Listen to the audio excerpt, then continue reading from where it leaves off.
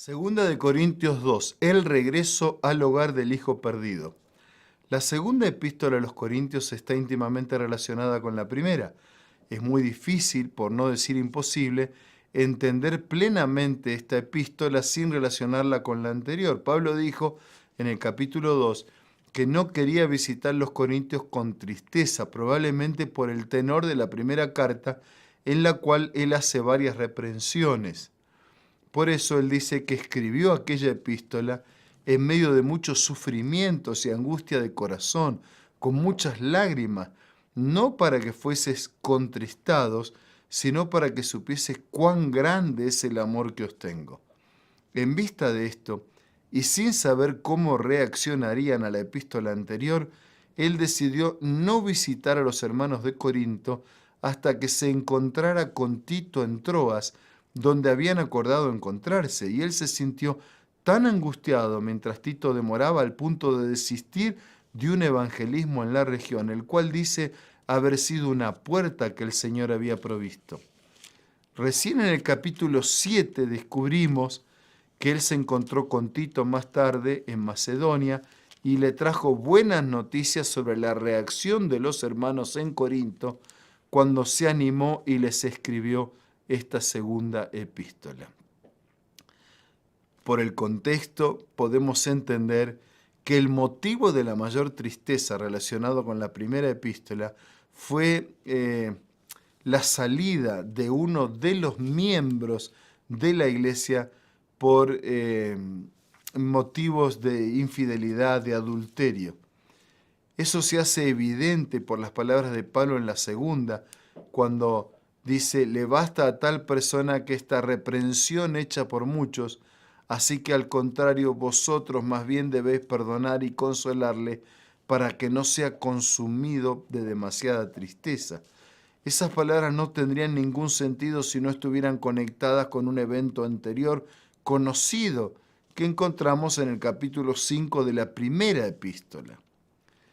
El texto del capítulo 2 nos ayuda a construir el siguiente cuadro. Los líderes de la iglesia conocían muy bien de aquel caso de un miembro en adulterio, pero no se preocupaban. Y Pablo reprende y les pide que actúen con justicia, desechando el pecado, pero amando al pecador, así como Jesús mismo había indicado hacerlo.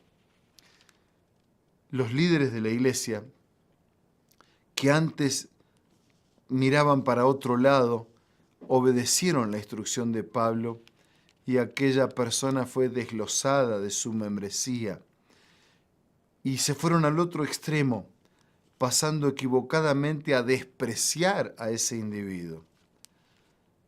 No ese es el plan de Dios.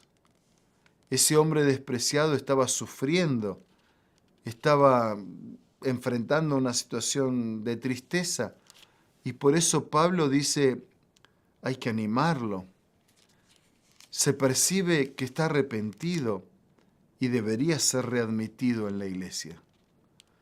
Este capítulo nos enseña, entre otras cosas, que la disciplina eclesiástica no tiene el propósito de castigar al que erra o a despreciarlo, sino que tiene un propósito de redención.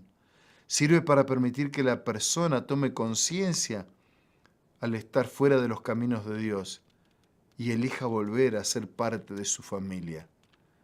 Una persona debe continuar, en estas circunstancias, debe continuar siendo amada para que cuando el Espíritu Santo actúe, convenciendo de pecado, de justicia y de juicio, sea bien recibida y su regreso celebrado, como el Padre se alegró por el regreso del Hijo pródigo. Vamos a orar. Señor, ayúdanos para que podamos administrar tu amor.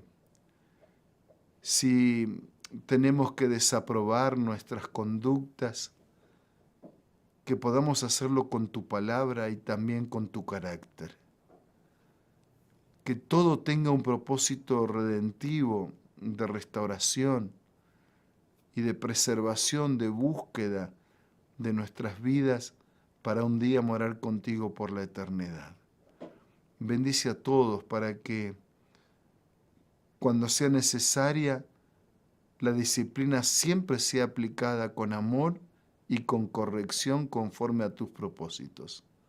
Oramos, agradecemos en el nombre de Jesús. Amén. Dios les bendiga. Un abrazo y hasta mañana, si Dios quiere.